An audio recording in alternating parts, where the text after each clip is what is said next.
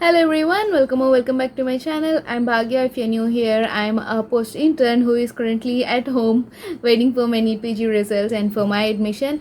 But meanwhile, I decided I'm gonna do a lot of things about talking about the things which I have experienced and much about MBBS and how was my college life and what are the things which I did which helped me pass through it. So recently I have been getting a lot of messages from you guys on Instagram asking me how to start your final year prep because you are so confused and because it's vast, and I actually understand why, because final year is a crucial part of your MBBS, and most importantly it includes all the major subjects like medicine, surgery, pediatrics, and it's really tough to actually think about how to start it because it feels a big mountain ahead of you, and it feels quite disturbing too, because you have to start it right away or you might not get enough time. And since we have the less time of about like 10 to 11 months, of course it's never a perfect 12 months time. So I decided that I can like talk about a few things which I thought might be really important to go through. So without further ado, let's get started. So basically the med school curriculum is divided into two different parts. One is the clinicals and one is the theory, and both are really important to pass through the 4 years of the curriculum and then enter into your internship. Now that the NEET, the next is being implemented, I think before internship too, the first 4 years are really important to pass through, and since they are including the next at the end of the 4th year curriculum, you are gonna need to be well versed with the Q bank part, and you have to get used to the clinical scenarios instead of just like studying the theories. And as you know, the clinicals become much more important than the theory part. Yes, because theory, if you plan it well and if you read it systematically, I think you can actually go through it easily, because it's just you representing sitting down in a place. But clinicals are quite what can we say, daunting to actually face through, because you have to face a stranger and then you have to like, he is an external and he can scare you off. And actually, even though you're well versed with the theory and even though you know very much about the case, you cannot actually stand before him or her and talk about it unless or until you are very well experienced with presenting a case during your clinical postings. So this video is gonna be about me talking about the clinicals, how to go about it, and how can you like present yourself much very well during your viva and your case presentations. So the clinicals, they require a lot of inclusiveness and a lot of your presence in the wards, which is the main reason that your clinicals start way before your final year, that is from your second year, because you get exposed to the patients, you get used to the patient environment, to this and not just the classroom environment. So I think I have been through, so I think most of the students actually neglect the clinical postings, especially in their second and third years, the medicine and surgical clinical postings, because they feel like they don't know anything, they don't get to see anything, and since it's their first experience, they don't try involved in the process of attending and then taking up a case, or talking to the patient, or just listening to a case presentation by their fellow students. And I think the most important thing of you faring well in your final year exams is the foundation starts from where you from your second. So if you are a second year student, I would definitely recommend you to start going to your clinicals, and even though you're not taking up a case, just stand there and talk to the patient, talk to your professor, or talk to your friend, or present your case, not if not to your professor, at least to your friend, so that you get used to it. Because the experience and the what do we say, the process of presenting a case itself is really a lot, and you have to like get used to it. You have to repeatedly practice presenting a case, because in front of your viva examiner, he'll definitely know whether you have attended your postings, whether you have presented a case even once or twice, just by the way you you posture yourself in front of him, just by the way you talk to him. So that actually gives him an impression already that you, if you are not presenting it well, if you're not standing in front of him confidently, and if you are just jerking down up and down, then he'll definitely have an impression that you haven't been to your postings even once, and that actually gives up a great thing on your next performance. So even though if you are good with your theory, if you're not good with your practicals, and if you're not good with presenting your case, it makes a really big difference. And that's the major thing which you have to take care of. You have to definitely attend your clinicals for all the 3 years, and you have to present at least twice in each year, so that you get used to it, so that you get less intimidating and less scared of, and you will be confident enough to just present anything which comes up at that part of time. So that's particularly if you are a second year student. But if you are a final year student now, and there are 2 case scenarios. One, if you have already attended your postings already in your past 2 years, then great, you are very, even though if you haven't presented your case up until now, you have already went to the postings, and you know what is happening, and you know how it is happening. Even though you haven't presented it by yourselves, you have seen people and your friends presenting it, and you mentally know how to do it. So if you are that kind of a person, then the final year is your time that you have to push yourself, and you have to come in front and present your case at your like, even though if it's not your turn, like, you have to fight for it, like, so that you get to present at least 3 times, or at least 1 case from each department or each system. You get to present it in front of your professor or in front of your class, because that's really important for you to practice before going to your Viva exam. And there is a second case where you haven't went to the postings up until now, or even if you went, you were like not even concentrating on what is happening. Then this is high time that you start doing it, and at least present at least 1 or 2 cases before entering into your final Viva exam. So even before you're presenting a case, you have to be really strong enough to write down your case sheet. The written format has to be really perfect, because the case sheet we have is a really vast one, starting from the initial identification to the history to the symptoms, and then to the examination part, and everything should be systematic. So it's really important before starting your clinicals, even if you're a second year a student or a final year student, gather all the case sheet formats you have from your friends, from your previous classes, and get used to it, practice them repeatedly, ask the patient repeatedly. That's the best way to practice your case sheets, because once you ask the patient in a systematic wise, you get used to it, and just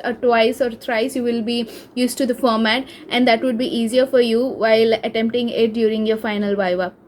So the basic thing is, you have to be preparing yourself to be able to be confident enough to attend your final Viva, because that's where the major decision part lies. So even if you are writing your theory exams really well, if you are not confident enough in your Viva, it could actually lead to very bad grades, and that's not what we want, especially in the final year. So prep yourself before starting. Get all the case sheet formats, be it printed, or if you have already your previous notes, or if your friends have, get the formats, and it's high time you start preparing for it. Read it continuously, since you have your postings every day in the morning, and all the departments are divided into specific times.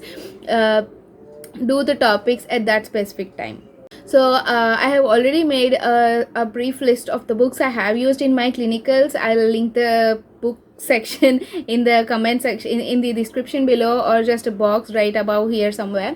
But it's important that you have to be well versed with your clinical books too. There are specific books which are especially based on your practical purposes. Like for medicine, we have the Hutchinson, which is pretty tough to actually you to go through it. But the examination part of the Hutchinson is which is really important, because that's what the examiners check like what you're doing first and the next, because the procedure of doing the examination, like starting from if it's a GI system, the starting from liver examination, then spleen, then the kidneys, the procedure of doing it stepwise is really important. and that stepwise is actually from the Hutchinson, which most of the examiners consider. But Alagappan is one book from medicine which has all the information regarding the questions which were asked in the Viva, like if you have a symptom of cough, so what are the conditions which you can suspect from a person having a cough with sputum or without sputum, and that differential diagnosis and the points regarding that is given in Alagappan. So you have to find out which books are what and which books are used for what. Like I wouldn't recommend you to use Alagappan for your examination purpose, like for examining a patient purpose, because the stepwise, as I said, is usually much followed by most of the professors is the Hutchinson. Yes, it's really tough, but you don't want to study everything. You just have to see the systematic examination part of each system and get used to it. And then Alagappan is really important. The basis for your physical viva there, if they ask about every symptom. So those are the books. And if for surgery, I think that is something which is good both for the examination part and for the viva part, and it basically covers everything. If you haven't used DAS up till now, or if you are a second year, I think Makhanlal Saha is one book. It's a really big book, but it has a lot of information, and that's a really good book which I have used myself, and I just loved using it. I thought, why didn't I use it? And the case of thyroid was the one which I used that book for, and it has a really good information, and it's a great book to start. If you have used Estas already, then don't go for the other ones. You don't want to clump up all the books you have, and then at the final time you don't want to confuse yourself of what to use and what not to. So if you're in the beginning of your year, then decide which ones you want to do and start with it. Don't go with both the tracks and then trouble yourself at the end. Gynecology, you have to put away your shy, and you have to make yourself comfortable with the patients. You have to talk to them and examine them as frequently as possible, because you have to find out, especially in the pregnant ladies, you have to identify the baby, the head position, where is the heartbeat, how many weeks the baby is, the gestation age. And I don't know if you will be asked to do the pervaginal examination. I don't think you will be, but you have to know the centimeters or the diagonal measurements and everything regarding that. So you have to first, in order to find out what your questions will be in your viva, you have to know what is the case format, because most of the case presentations, they depend on whatever you are saying during your case presentation. So for example, if I say I have a G3P2 L1 A1 patient, so if you tell just the formula, they can ask questions on that, like what is the Nichols formula, how will you identify the gestation age of the patient, or why was the abortion taken place, are there any other abortions, like, or from the abortions they can go into missed abortion, incomplete abortion. It can go to unlimited ends, and it all depends upon how well you are answering your question. And it is really important. I think the major part in a clinical case presentation or in your viva is how well you're presenting it, how well you're posturing it, and your body language is really important. If you seem confident enough to the examiner, they'll know that you have prepared and you have been to your clinical postings, and most of the times you'll just ace it. But if you are even though if you are prepared, and even though if you are very well versed with the clinical things, and if you are not, if you're shy, or if you are jerking it up, then they might feel that you are not well prepared, and they'll bombard you with more and more questions. So it depends upon how you are presenting yourself. So basically, while on the rounds or while during your morning clinical postings, no one is going to come and tell you to take a specific case. You go, I think, as much as I remember or as much as I know, I think it's the same for all of the colleges around. You go in a group of 10 or 15 people, and then you have to disperse. Don't wait for someone else to come and tell you to do something or do something. If you have the opportunity to go away in the ward and find out your cases, go and check all the cases and find out some interesting case, like something in pulmonology or something in cardiology, something in neuro case, because the neuro is the most important and